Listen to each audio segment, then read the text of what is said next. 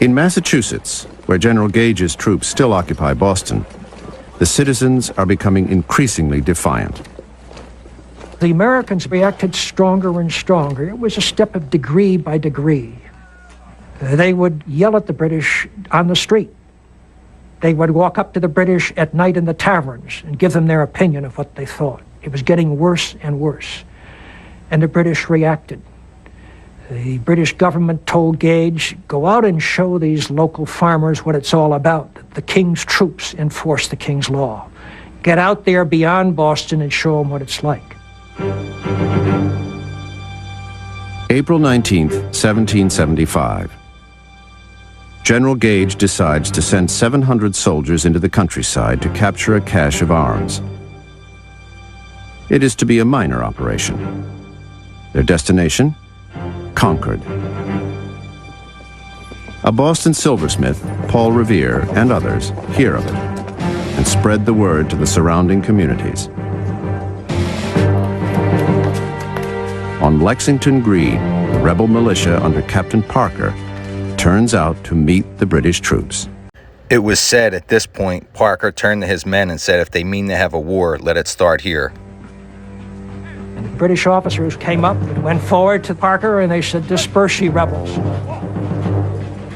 Parker looked at his measly lineup of men versus this royal line with bayonets that were facing him. He turned to his troops and said, disperse. And they turned and started to disperse and walk away. And then someone fired the shot. The shot heard around the world. No one to this day knows who fired the first shot at Lexington, but perhaps a farmer tripped over his musket in retreating. Clearly the colonials were giving ground. A gun went off, and then the British troops began firing. Their officers lost control of them. Some of the British line fired, the Americans fired back, men dropped on both sides, and the battle had begun.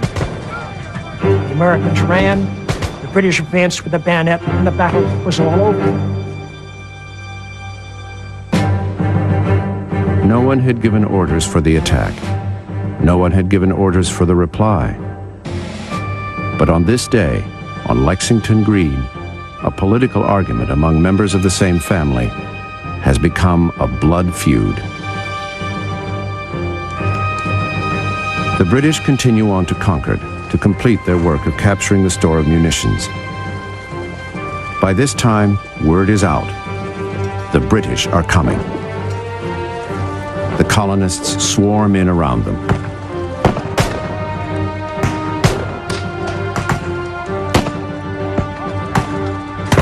For the first time, the British are faced with a problem central to the entire revolution.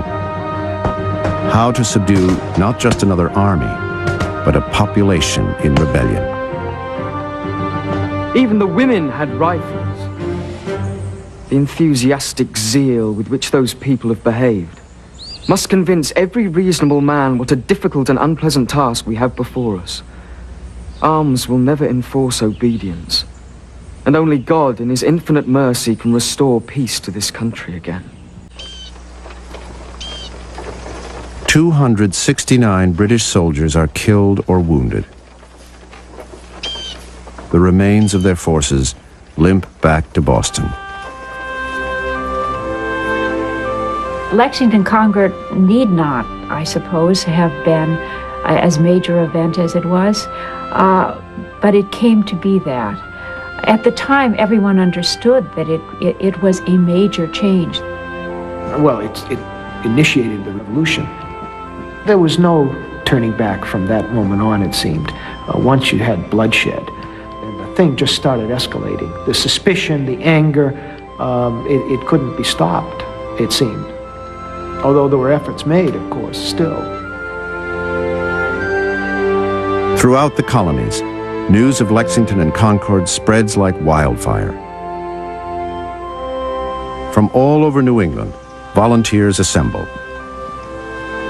They march towards Boston and build camps across the river from the city. At Mount Vernon, George Washington writes to a close friend in England. The brother's sword has been sheathed in the brother's breast.